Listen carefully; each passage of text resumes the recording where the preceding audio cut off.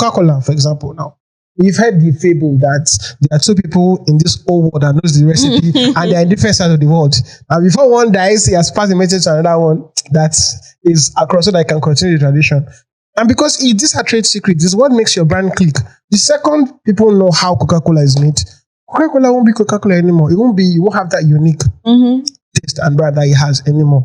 And it was just a small monologue about what I think about how unfair or inconsiderate some laws can be when it comes to chefs, considering how important food is to human beings. I mean, one of the basic necessities of life. So, we've been at me. You can just answer with a yes or a no or something like that. So, do you have any food recipes that is like patented in your head? Well, I don't think the word is in my head. I just think, as far as I'm concerned, I can give people recipes. I don't think they can do it like me. That's just what it is. Talk your shit. No, it's what it is. Well, you're I talking always shit, tell people that I can tell you what I put in it. I can do it. Okay. The Don't be busy. Okay. But I think with the whole social media thing, I think that you think that everything is unfair to the chefs on social media, but it really isn't even about them. I think social media is unfair to the chefs that are actually in the kitchen. While I'm grateful that they have given chefs that popularity, visibility, now everybody wants to be a chef, there are actual chefs that are working long shifts, doing the actual work, right? And they never get recognized. And then it's food bloggers, social media. If I had my way, I'd never post on social media. But I realized that people they like to be able to see what you're doing. And so, yes, by all means, I'm going to post. But there are a lot of chefs, high caliber chefs, that they are on social media. I don't think they care anymore. They just want to cook and be happy, make that money, and do what they have to do. Okay. So, let's talk about you as an entrepreneur and a business venture. Please stop with the humility, I beg. Please. We need you to show some pride, please. Oh, really? Yes. So, as I was saying, let's talk about you being an entrepreneur. Now, there's the Culinary Hub that you've created. Okay? Yes. So it's a school for teaching cuisine and stuff like that. Can you tell, what does the Culinary Hub stand for? What's the significance of your school? Yeah. So I realized that school is boring, stressful, very tedious. And that's why even when I was trying to name it, I was like, I'm not going to give it school name. Because even when we do classes, we have sit downs, we go through the textbooks, we are looking at it and studying. Because I realized that most of the time, what people are doing is they are learning recipes. Yeah. They are not understanding the ingredients. They are not understanding why the ingredients react the way they react. So why is baking powder and vinegar going to bubble and all of that? I won't tell you. I'll tell you, see, here's a textbook. Let's study it together. That's where you won't forget. Because there have been occasions where we're just taking down notes. Most people just want the certificate so that they can slap chef in front of their name and open Instagram and start cooking. It's fine if that's what you want. And that's one of the things I said in the video. It's one of the reasons people have been making inquiries. That part where I say something like, oh, it's not a certificate. It's not just a certificate. You will do the work. Yeah. Because I feel like we need actual chefs that are going to understand the science and the art of food. And so, yes, that's what the Hub stands for. Understanding science and the art of food. You're going to learn how to cook. You're going to learn. Honestly, once you understand the science, any recipe book, you can replicate what's there. And so it's not much of cramming recipes.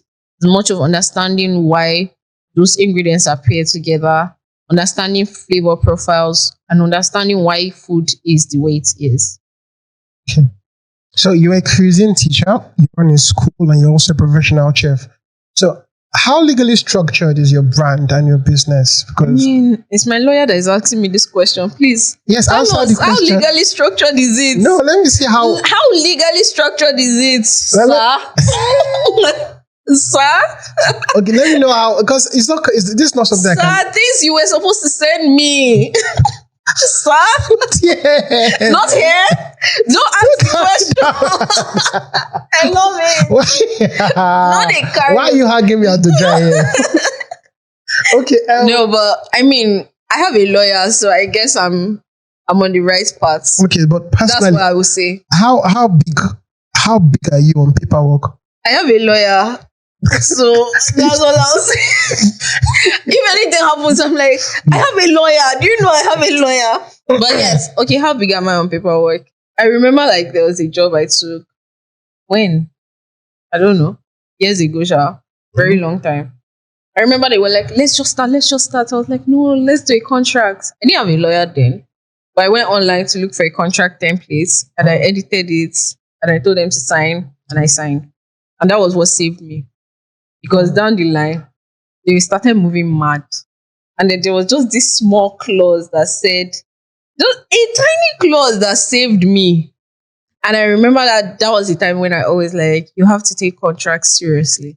And if I'm even doing anything with friends, with family, I am big on contracts because I've seen it save me from what could have potentially been like the end of my early career. So since then, I've really clutched to trying to get paperwork done.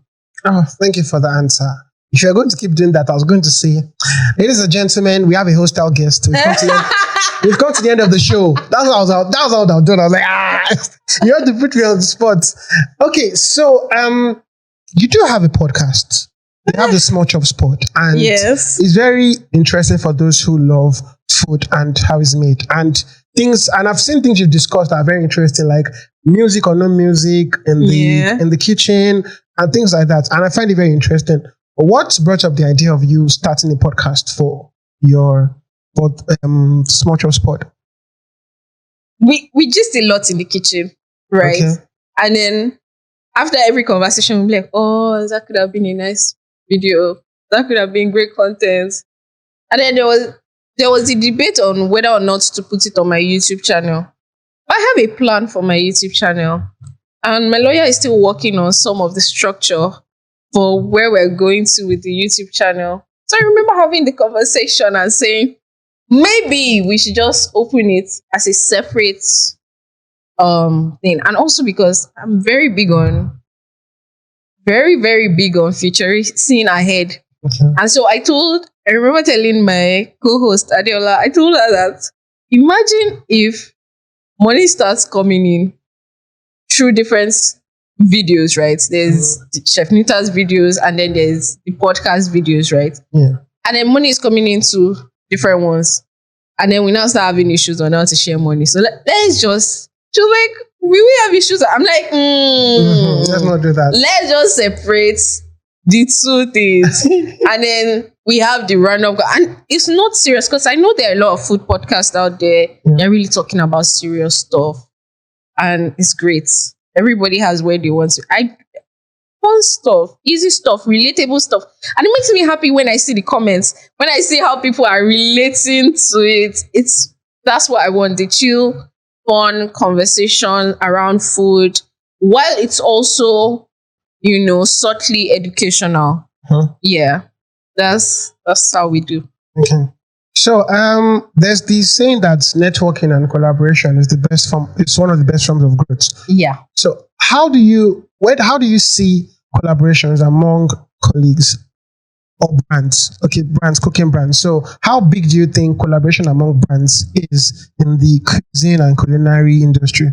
I think it's very big. But I think the problem is also when you've picked your would I say your Niche, yes. But like not exactly that. When there are things you stand for, like now, while I'm not a full blown health and wellness chef.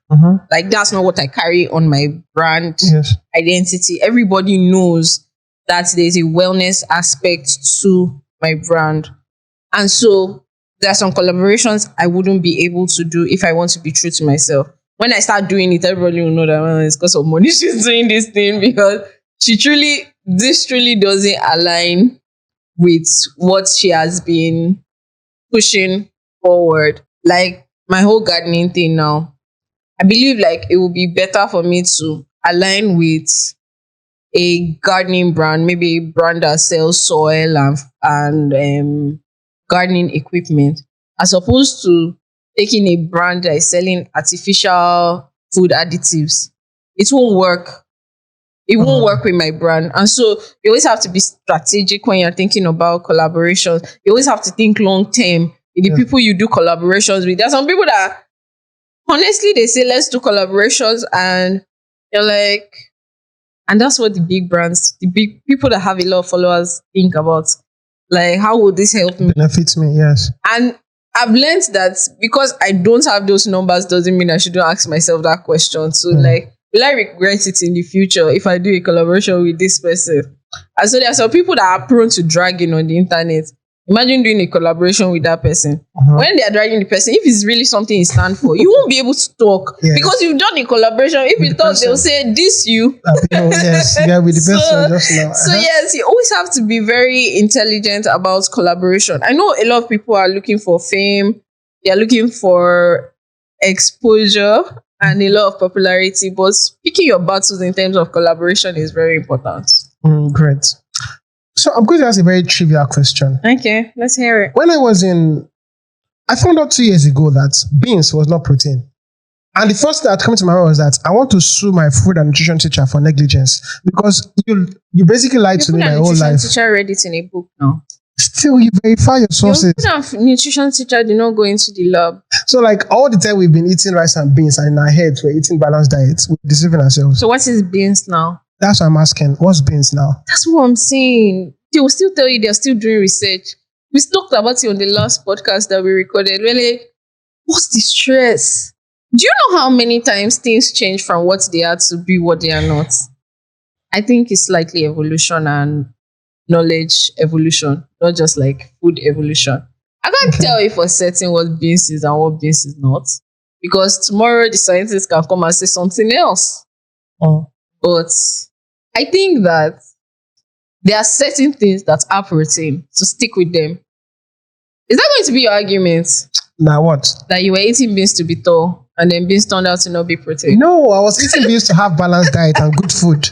And I was just chucking up. You can't have balanced diets without veggies, which is what we don't eat in this side of the climb. We only eat it in soups that we have cooked for long, and the nutrition is kind of... So you generally encourage people to eat a lot of veggies? Yes, a lot. Lots and lots of fresh veggies. Eat your veggies, pray every day. Eh? It works. It works, but... Yeah, it works actually. It doesn't work. But read your Bible. I know. I'll just say. That could be like a stanza 2 in the song. Okay, fair. Okay, so would you just quick fire stuff of what of course you've talked a lot of food and then you have preferences, the ones you like. So let's go through that quickly. Okay. First of all, as a chef, what's that one Nigerian spice you can't do without? I wouldn't say it's a Nigerian spice, but it's the spice that I love the most. But I asked for Nigeria. Wait, because it's in Nigeria, I buy it. Okay. But the name is Cameroon pepper. Okay. Do you get what I'm saying? So the Nigerian spice that you like using the most is Cameroon pepper. It's not, just, you see. Arise, oh compatriots, and wow, I don't have. Well, it's no matter anymore. So. See, they use it in all the Igbo soups and all the soups actually, not even only Igbo soups. So I don't know how it's. We share a border. Yeah. So I mean, it's adopted. It's an adopted Nigeria. But I don't even see it. Now I really need to go and check on it because. Wait, what is it? I just don't know, but I love it so much. There was a time I had a small container that I would put the pepper in and I put it in my bag wherever I'm going, so that whenever I eat out, I can just add it on top of my food. That's how much I love it. Wow. That's a lot of love. Yeah, I know. So what's your worst kitchen disaster. That happened to me or that I've seen. Your worst personal experience. Yeah. So there was a time I was catering for a lot of people. Anyway, long and short of it is we're trying to make eba in this big something, this big pot. And then someone was trying to be helpful and just thought, so you know why you're making eba and you pour gari on top of it. Before the gari goes into the hot water, it's on top.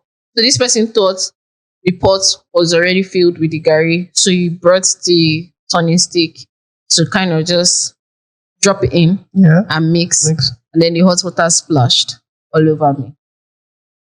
Hell. Yeah. Tragic. Okay. I don't want to ask the aftermath I of that survived. because That's why you always have to have aloe vera in your kitchen. obviously your skin looks good. Thank you. Okay, so I'm going to ask this or that food edition. Fufu or semo? Fufu. That was fast. For you who was defending semo, that was a quick You answer. know I have fufu in there. I made fufu. I made my own fufu. After Aprogo doctor sports fufu for me, I can't buy it in the market again. So I had to make my own fufu. Because every time I buy fufu now, I'm like, hey God, is this fufu good? So I just made my own. I have fufu. Okay, all right. Drinks, colada or mojito? Pina colada, please. It can be alcoholic. Yes, which is good. Yes. Also nutritious if they use actual pineapples. So yes, I'm getting vitamin C and I'm getting vitamin A in alcohol.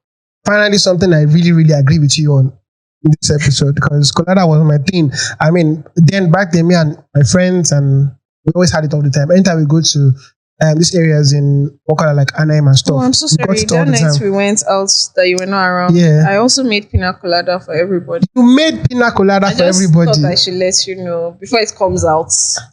Like I said, ladies and gentlemen, we have a hostile guest. Very hostile. Very hostile. I just realized now that I thought I had a friend.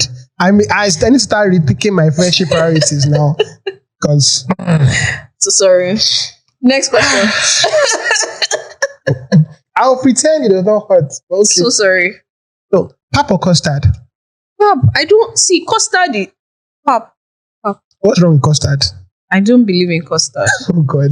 We are back to fighting because that is one particular moment I know I can prepare very well. Custard. Why are you silent? Because I'm not arguing this one. Don't worry, I'll also come and register at the Culinary Hub. Please do. Please do. A friend and family discount. Yeah. We had a men's cooking class. Where were you? I was in Lagos. Oh, okay. All right. Okay. So, sliced bread or agege bread? It depends. On the day. What do you mean the day? What do you mean the day? On the day, really. Most days is agege bread. But some days, if I want toast or whatever, sliced bread. Okay. So it just really depends on the day. Okay. Mangoes or apples? Mangoes, please. Agbalumo or oranges? Oranges. Why? Agbalumo can be good. When it's good, it's good. When it's bad, it's terrible. Oranges, when it's bad, is but you won't scream. No, is there a way you know if the agbalumo is before you taste it, if it's going to be bad? There are ways, but agbalumo is still very tricky. Wow. I mean, agbalumo is good. Was really the hit when I was a child because you chew it, you take the agbalumo, then you start chewing it, then make gum from it. But nobody has that time again. Okay. Moving on. Okay. So now, except like I'm making like a long, you make agbalumo syrup. Yes, except you're making something from it that, the combination of it has to be good at the end. You just said agbalumo syrup. Yeah. What's that? Agbalumo in a syrupy form. So you distill the juice from it or what? Yes. With what? Sign up at the Culinary Hub. I'm sending you to school. Okay, so I can't get some freebies on No, here. no, nothing like that. Okay, all right. Amala pounded yam. No. Let's not do that. No, we are going to do that. No, I can't choose now. You can't have I'll both. pass. I can have both. You can't have both. Look at it this way. what I could have made you do was flip a coin. You know, you might think that you don't know what to choose. When you flip a coin, what is about dropping? The one that you are hoping to see towards the end is what you actually want. So the only reason I'll probably pick pounded yam now is because I can only have amala with abula. Okay. That's the best and only scenario that amala works for me. Okay. Which it has to be. For pounded yam, I can have pounded yam with egusi, with afang, with edikaikon, all the other soups. So pounded yam. Okay. Are we expecting a physical restaurant from you? I don't know. I want to, but I just need to be sure like the standard will be what it is. Also need money to get it to the standard that I want. Okay. Does it mean you're too particular and perfectionistic about your No, I'm brand? not perfectionist. Why would you say that about me? I'm asking. I said It's just I a asked the standard. question. You get to restaurants, all of them have plastic plants. There's a reason. It's not ideal, but it's because they can't take care of the real plants. Meanwhile, you have real plants because they help with the smell of the atmosphere. They also help with aesthetics. And so I would want real plants. If I had to buy real plants, that's money. I also have to get a gardener that will care for the plants. That's just one. We've not even started talking about plates, servers, the food, the menu. And she said she's not perfectionistic. Okay, so I would like to see the scenario where you're actually perfectionistic. If you're not, with all that you're saying now. I'm just someone that understands the business of food and wants to give experiential dining. Okay. Yeah. Okay. So please follow our page at Chef Nitaa to see details about the Culinary Hub, and it's a school in Ibadan where cuisines and styles of cooking for beginners to intermediaries to even experts who think they can cook, for you to come and learn and perfect your cooking skills. How did I go? You did good. Thank you. We also have healthy cooking classes. So if you're somebody that wants to have a lifestyle change and you want to learn how to make vegan, plant-based food or any other type of health-related cooking, because you can't always outsource it to someone else, we have classes for that as well. Oh, great. I think I'll keep that in mind. But and how many food I cook self? All those ones. Yes, I know. Life has taught me the hard way that cooking is important. It's a life skill. Yes. Which is why I'm very good at making custard. Okay, scratch that. I know I just said that now. Okay, so thank you for staying tuned to this episode. We had a great time. We had Chef Nitaa in the house, and we learned many reasons why she does what she does. So stay tuned. Please like, share, and subscribe to the E.M.L pod. Also, please check out contents from the Small Chops pod to understand more about food and cooking and why chefs are who they are. Thank you so much and have a lovely day.